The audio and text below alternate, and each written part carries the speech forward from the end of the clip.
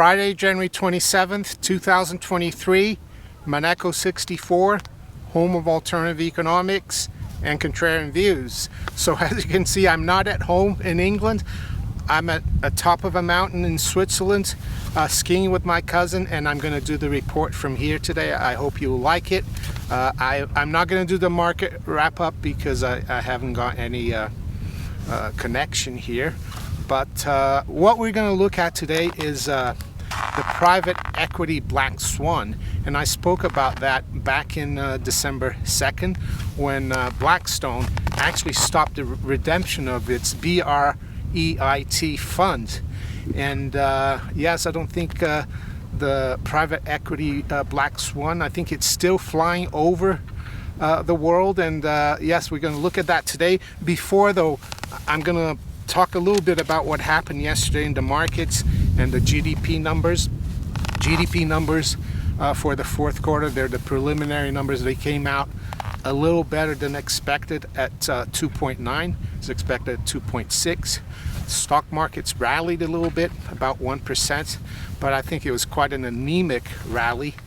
And Zero Hedge noted that a lot of the growth in GDP was because of a surge in inventories, so not real economic activity in terms of consumption and spending.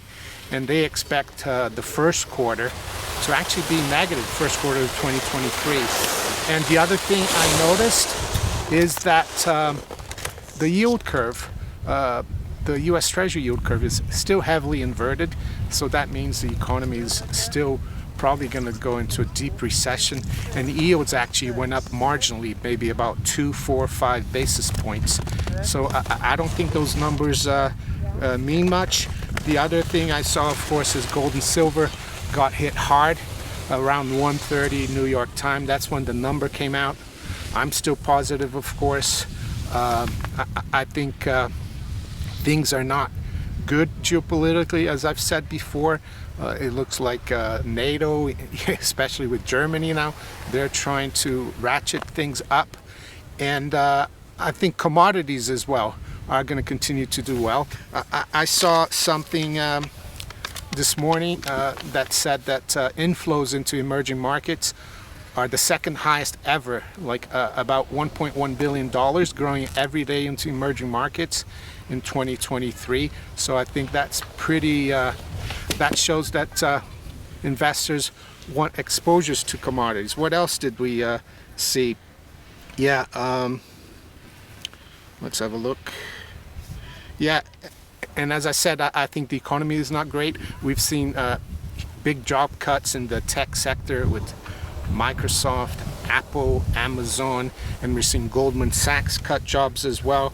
And new home sales as well. Zero Hedge said it was the biggest drop since October 21, annual drop since 21. And that median home price dropped to the lowest since August, and cancellation soared. So the housing sector is not great. And now to Blackstone. Yeah, I spoke about it in December 2nd.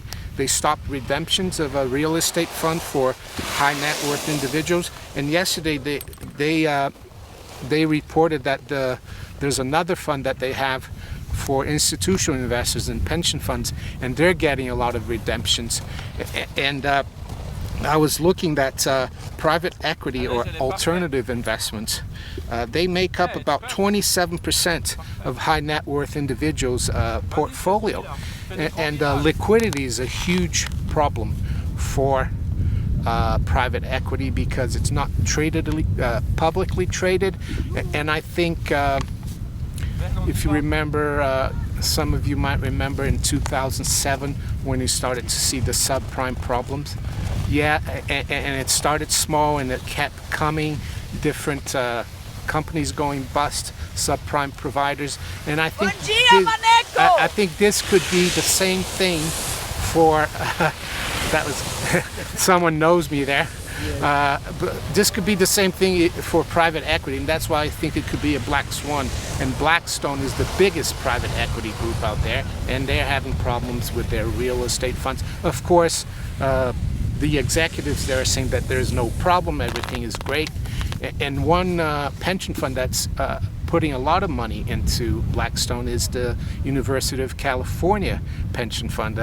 And we know that sometimes these things don't end well, and I think what it could do, because there's trillions of dollars into private equity, it could cause problems in other markets like the publicly traded markets. So I think we need to keep a close eye on that.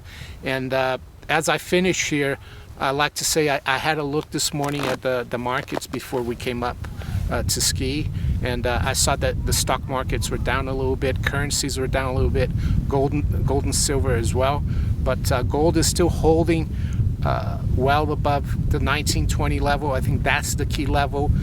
Actually, I had 1950 as a target once we broke out this head and shoulder that you can see here, and this was quite a while ago. So maybe we're going to see a pause in the price of gold, but it's probably going to be an opportunity for you to load up on even more gold and silver to stack. That's what I'm going to be doing. And so with that, I'm going to wish you all a great day. And my cousin and I now are going to ski for a couple of hours. Then he has to go to work. But yeah, and I'm going to try to ski every day. It's beautiful here. There is no global warming here. It's very cold.